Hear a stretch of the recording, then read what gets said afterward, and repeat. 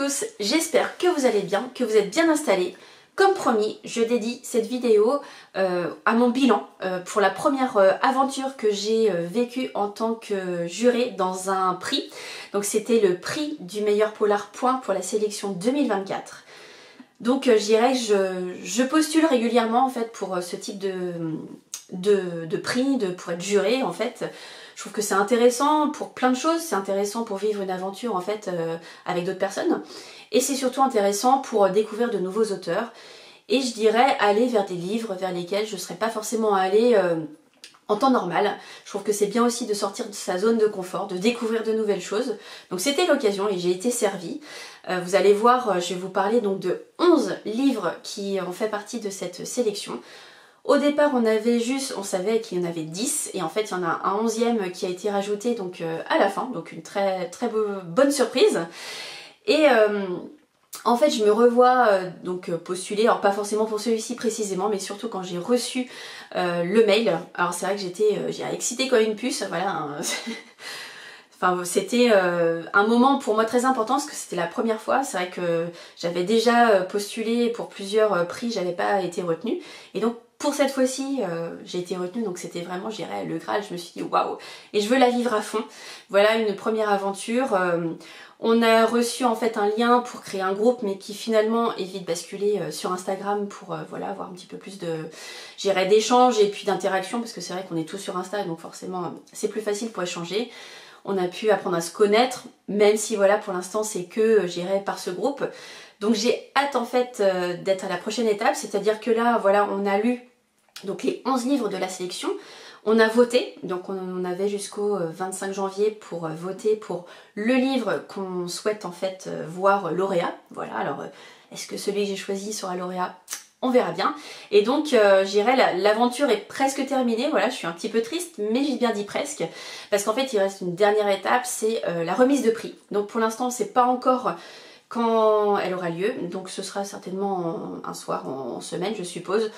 Février ou mars pour l'instant je ne sais pas, on va nous envoyer un mail prochainement pour nous dire ce qu'il en est. Et voilà, ce sera, je dirais, le point final où on rencontrera donc les personnes avec lesquelles on a échangé depuis le mois de septembre, enfin même août je crois, septembre.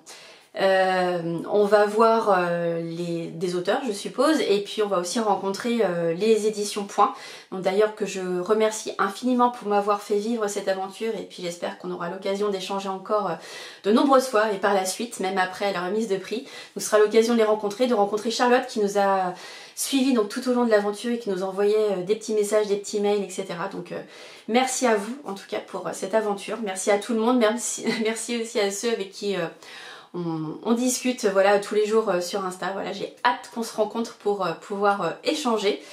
Et donc en fait les 11 livres, là ils sont devant moi, je les ai placés en 4 catégories pour pouvoir vous en parler un petit peu. Je vais pas refaire le pitch de tous parce que voilà, sinon ça va faire redondance, et puis il suffit juste de regarder en fait mes précédentes vidéos si vous voulez avoir mon avis un petit peu plus précis. Et bah écoutez, on est parti. La première catégorie, c'est une catégorie, malheureusement, j'aurais souhaité ne pas avoir de livres à présenter dans cette catégorie, mais bon, c'est comme ça, hein. Sur 11 livres, malheureusement, on ne peut pas tout aimer. Et effectivement, dans la première catégorie, c'est la catégorie abandon. Et j'ai abandonné donc King Zeno de Nathaniel Rich, donc bien sûr aux éditions Point. Alors, pourquoi j'ai abandonné ce livre ? Beaucoup de personnages. Je dirais, au niveau de l'éditorial, il n'y a pas de chapitre. Et j'étais un peu perdue entre des articles, moi j'ai besoin, je pense, un petit peu de pause. Et j'ai eu un peu de mal à rentrer dedans. En fait, au départ, j'avançais, je savais pas qui, quoi, comment. J'ai eu du mal en fait à rentrer dans l'histoire, et donc j'ai pas du tout accroché. Donc malheureusement, j'ai abandonné ce livre. Pour la deuxième catégorie, alors la deuxième catégorie, on va dire que c'est les livres mitigés parce que lus en diagonale. Donc j'ai Infinimundie d'Andrés Serrano, où là donc ça se passe en Algérie et juste avant l'indépendance. Et en fait il y a des moments qui sont assez durs, et je trouvais ça, alors je pense que ça fait partie de l'histoire, même si c'est romancé, hein, mais j'ai trouvé ça dur. Et puis des fois, même au niveau de l'écriture, j'ai été un petit peu embrouillée, donc c'est vrai qu'à la fin, je peinais en fait dans ma lecture, donc c'est vrai que voilà, j'ai lu un petit peu en diagonale à certains moments parce que j'avais vraiment du mal à avancer. Et voilà, je voulais quand même me faire un avis, je suis allée jusqu'au bout. Mais malheureusement, cette histoire, ça n'a pas fait pour moi. Et je dirais que c'est un petit peu la même chose, donc avec Crépuscule à Casablanca. Je dirais au départ, ce livre, il avait tout pour me plaire. Donc après la Seconde Guerre mondiale, on est dans les années 50 à Casablanca, donc au Maroc. On a une jeune demoiselle qui est détective privée, qui va avoir, je dirais, une mission assez simple à réaliser, mais finalement qui va être très alambiquée. Voilà, ça va être très très compliqué pour elle. Il va y avoir beaucoup de personnages, des Corses qui arrivent à un moment, et je voyais pas trop en fait l'intérêt de mettre ces personnages dedans. Donc c'est pour ça que ça m'a un petit peu déçue, et j'ai été déçue d'être déçue sur cette histoire. Donc voilà pourquoi j'ai mis ce livre donc dans la catégorie lecture mitigée. Maintenant on va parler d'une catégorie beaucoup plus sympa, une catégorie donc bonne lecture, une découverte. Voilà, j'ai bien aimé les lire, même si j'ai eu des bémols dans ma lecture, on peut pas tout aimer, et puis comme je vous disais c'était que de la découverte, donc forcément voilà, c'était aussi le moyen de sortir de ma zone de confort et j'en suis très contente. Je vais tout d'abord vous parler donc des Sentiers obscurs de Karachi, donc d'Olivier Truc. Alors dans celui-ci en fait pareil, il y a aussi de la politique, c'est très présent. On va parler bien entendu de l'attentat donc qui a eu lieu à Karachi, donc au Pakistan. Et en fait ici il va y avoir deux périodes. Il va y avoir donc la période présente pour la commémoration donc des 20 ans de cet attentat, et il va y avoir la période passée où en fait ça se passe quelques jours avant l'attentat. Donc c'est vrai que c'est bien d'avoir les deux points. Là encore un petit peu trop de politique pour moi, mais voilà, j'ai bien aimé en fait lire en deux temps justement cette partie d'histoire parce que c'est quand même assez actuel. Donc voilà pour celui-ci. Le suivant, je l'aurais pas forcément mis dans la catégorie polar, je parle de L'espion qui venait du livre. Là moi je trouve que c'est un petit peu une satire voilà, d'un héros qu'on sort d'un contexte, enfin qui sort du livre entre guillemets, qui parle à son écrivain, à son éditeur, et toute une histoire. Je trouvais ça plutôt rigolo en fait qu'un polar. Et voilà, ça m'a vraiment déstabilisée, mais voilà, j'ai bien apprécié. C'est un petit livre de 150 pages qui se lit vite et bien, c'est drôle, mais pour moi, voilà, pourquoi je ne l'ai pas mis aussi dans mon top 3, parce que voilà, c'était pour moi pas un polar. On va parler ensuite de Gueule d'ombre, de Lionel Destremaux. Là, moi j'ai bien aimé en fait cette histoire, parce que elle parle d'un soldat qui souhaite en fait retrouver sa vie d'avant en tant que policier. Et donc on lui demande de retrouver, avant de le libérer en fait, on va dire de l'armée, on va lui demander en fait de retrouver l'identité d'un soldat qui est dans un hôpital. Et donc il va mener son enquête. Et voilà, il va découvrir en fait plein d'histoires autour de ce personnage. On va avoir aussi des flashbacks, donc ça moi j'ai bien aimé. Le seul petit point, si je puis dire, c'est que il n'y a pas trop de dialogue, et c'est vrai que moi des pages comme ça, il y a des fois ça me faisait un peu peur. Mais bon, je dirais c'est vraiment le seul petit point. Et le dernier que j'ai mis, ou l'avant-dernier, que j'ai mis dans cette catégorie, donc c'est La main de Dieu de Valerio Varesi, donc toujours aux éditions Point bien sûr. Celui-ci c'est un tome 7, donc je pense aussi que c'est pour ça que je l'ai pas mis dans mon top 3, parce que peut-être que si j'avais lu depuis le début la série, peut-être que j'aurais eu un autre œil. J'ai bien été embarquée dans ce polar. Pour moi il y avait quelques petites incohérences quand même, des petits détails dans l'histoire, mais ça je vous invite en fait à voir mes précédentes vidéos si vous voulez avoir mon avis plus précis. Mais voilà, j'ai bien aimé, mais j'ai pas été, j'irais plus emballée que ça, c'est pour ça, donc qui fait pas partie de mon top 3. Le dernier livre dont je vais vous parler, donc qui fait partie de la catégorie des bonnes lectures, des bonnes découvertes, j'aurais pu le mettre dans mon top 3. Mais si vous avez vu mon dernier club de lecture, j'ai donné beaucoup de bémols sur ce livre, malheureusement. Et donc je ne pouvais pas le mettre dans mon top 3. Je parle de La cour des mirages de Benjamin Dierstein. Et c'est vrai que quelque part, j'ai vraiment longuement hésité. Parce que oui, ce livre est dérangeant. Oui, il y a beaucoup de bémols, mais je pense que c'est un livre qui doit être lu. Pour plein de choses, parce que moi ça m'a énormément dérangé. Mais voilà, il y en a que le gore ou la pédophilie, etc. Ça dérange pas trop. Moi c'est vrai que là, voilà, dans beaucoup de polars d'histoire, il y a forcément il y a des détails qui sont très durs, etc. Mais là, c'est un petit peu poussé à l'extrême. Donc c'est pour ça que malheureusement, je le mets pas dans mon top 3. Mais voilà, je pense que ce livre est bien dérangeant, et voilà, il y en a qui vont l'aimer, je pense qu'ils vont dire que c'est une claque, que c'est déstabilisant et tout. Et oui, c'est vrai, je peux que confirmer. Mais voilà, moi je l'ai pas mis dans le top 3 parce que trop de bémols pour moi, malheureusement. Il fallait faire aussi un choix, hein, parce qu'on avait quand même 11 livres, donc déjà je me suis donné un top 3, puis après j'ai voté, bien sûr. Donc en fait je vais pas vous révéler de toute façon le livre pour lequel j'ai voté, parce que je vais attendre d'avoir le résultat, donc la remise du prix. Peut-être que je vous le dirai après ou pas, je sais pas, mais en tout cas, voilà, sachez que les 3 livres que je vais vous présenter maintenant, c'est ceux que j'ai préférés. Et peut-être que dans ce que je vais dire, vous allez voir pour lequel j'ai voté, peut-être. Mais voilà, en tout cas, ce sont mes préférés, je vous dirai pas.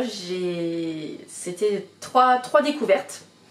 Et je vais vous en parler dans l'ordre de lecture. Je vais pas vous donner forcément mon classement par ordre de préférence, sinon ce serait trop facile. Donc par ordre de lecture, on va commencer par Michael Wallner, donc Shalom Berlin. Et celui-ci, c'est celui qui m'a... C'est marrant, hein, dès que je l'ai reçu, j'ai tout de suite voulu le lire. Je me suis dit, voilà, ça m'a tout de suite parlé, je trouve que c'était un sujet actuel, c'est un sujet important. Et donc ici, en fait, on va suivre une jeune journaliste qui va écrire en fait sur la profanation d'une tombe dans un cimetière juif. Et donc suite à cet article, elle va avoir des menaces, elle va être ennuyée. Et donc de l'autre côté, il va y avoir un commissaire, un policier qui lui est juif, qui va en fait l'aider, qui va poursuivre avec elle en fait son enquête. Et moi j'ai trouvé que c'était vraiment très actuel et j'ai beaucoup aimé le rythme et cette histoire. Voilà. Le deuxième que je mets dans mon top 3, c'est Green Man de David Klass. Ici, si vous êtes sensible aux questions environnementales, il faut le lire. Voilà, ici en fait on va suivre un homme. Pour lui en fait ces questions environnementales sont très importantes. Il voit que si on continue comme ça, en fait, pour les générations futures, ce sera pas très joli. Donc en fait, il décide de faire des actes forts, malheureusement qui ont des conséquences, je dirais, humaines. Voilà, il y a des pertes humaines des fois, je dirais, il en est affecté. Mais il veut que les gens prennent conscience que ce qu'on fait en fait aujourd'hui, c'est pas bien, il faut arrêter, il faut faire différemment. Et voilà, donc c'est très prenant. On est d'une part donc dans la tête de Green Man et de l'autre côté, on est dans la tête du profiler qui se prénomme Tom, qui est là en fait pour le dénicher, le débusquer et puis l'arrêter. Donc voilà, on a ces deux personnages. Et donc moi je trouve que voilà, pour toute question d'environnement, moi je trouve que c'est intéressant de le lire. Le seul point je me rappelle pendant cette lecture, c'est que j'étais à un moment où j'avais beaucoup de travail, enfin au niveau pro c'était très prenant et j'ai mis beaucoup de temps à lire alors que j'aurais aimé le dévorer en quelques jours. Mais voilà, un très beau livre. Et le dernier donc que j'ai lu, d'ailleurs c'est un des derniers que j'ai lu, c'est un auteur polonais que j'ai découvert, d'ailleurs premier auteur polonais que je lisais. C'est Jacob Zamalek, je m'excuse d'avance pour la prononciation si c'est pas comme ça. Et avec le titre donc Tu sais qui. Et donc là ici, alors on est un petit peu comme Shalom Berlin parce que là c'est une jeune fille, une jeune journaliste pareil qui va en fait publier dans son édition, donc elle est sur le web. En fait elle va publier quelque chose, voilà, sur un accident qui pour elle ne semble pas être un accident et en fait ça va réveiller plein de choses. On va parler de Darknet, on va parler de data. J'avoue qu'à certains moments ça fait flipper, on se dit oh là là je vais changer mes mots de passe parce que on se dit en fait on est fliqué de partout, enfin voilà c'est vrai qu'il faut faire attention, on voit beaucoup d'arnaques en plus en ce moment, donc c'est vrai qu'il peut faire flipper sur plein de points. Donc cette jeune demoiselle va être aussi accompagnée d'une personne pour justement éclaircir ces points nébuleux sur le Darknet et autres. Donc l'enquête va doucement mais on avance doucement. Il y a un élément qui pour moi vient basculer plein de choses. D'ailleurs, il arrive un petit peu brusquement, je trouve, mais voilà. Et on a à la fin l'épilogue qui, voilà, je dirais boucle la boucle. Donc voilà, j'ai bien aimé celui-ci. Il y a une suite, donc c'est une trilogie. Celui-ci, c'est le tome numéro 1. La suite qui est parue donc aux éditions Métellier Noir, qui s'appelle Data Sanglante. Donc si vous voulez lire la suite, voilà, ça existe. Et puis il y aura un troisième tome qui paraîtra. J'espère que celui pour lequel j'ai voté sera lauréat. On verra en tout cas une superbe aventure une nouvelle fois. J'espère que mes différentes vidéos et cette vidéo en fait vous aura embarqué un petit peu avec moi. Je vous embarquerai de toute façon avec moi, j'irai pour l'apothéose, la cerise sur le gâteau avec la remise du prix. Bien entendu, voilà, je vous dirai qui a gagné, etc. Alors nous on le saura un petit peu avant, donc tous ceux qui ont fait partie du jury. Bien sûr, on le révélera pas, on révélera que le soir de la remise du prix. Je sais pas encore si je vais vous révéler le livre pour lequel j'ai voté. Je verrai, je me laisse encore la latitude et le temps de réfléchir. Mais en tout cas, merci de m'avoir suivi dans cette aventure. Merci encore une fois aux éditions Point, à Charlotte, à toutes les personnes avec lesquelles j'ai vécu cette aventure. Voilà, j'ai trouvé ça... Enfin voilà, j'étais ravie en tout cas de la vivre, ma première, j'espère que ce sera pas la dernière, j'espère que j'en aurai plein d'autres, en tout cas moi je vais continuer à postuler. Je vous encourage aussi à le faire, n'hésitez pas, voilà, ça permet de découvrir et des gens, et une maison d'édition, et des auteurs, et des histoires, enfin voilà, moi je trouve que de toute façon la lecture c'est toujours une découverte, donc puis le partage derrière, donc voilà, je donne rendez-vous à tout le monde donc à la remise de prix. Et puis bien sûr je vous embarquerai avec moi comme je vous l'ai dit, je me répète, je suis désolée. Voilà, en tout cas moi je vous laisse ici, j'espère que vous avez apprécié ces moments, n'hésitez pas à me le mettre en commentaire et bien sûr à mettre un petit pouce vers le haut pour m'encourager pour la suite de mes aventures et de mes vidéos. Bien sûr on se retrouve la semaine prochaine pour une vidéo donc, qui sera dédiée à des avis lecture. Et puis en attendant, je vous souhaite comme d'habitude de très bons moments, de très bonnes lectures et je vous dis à très bientôt.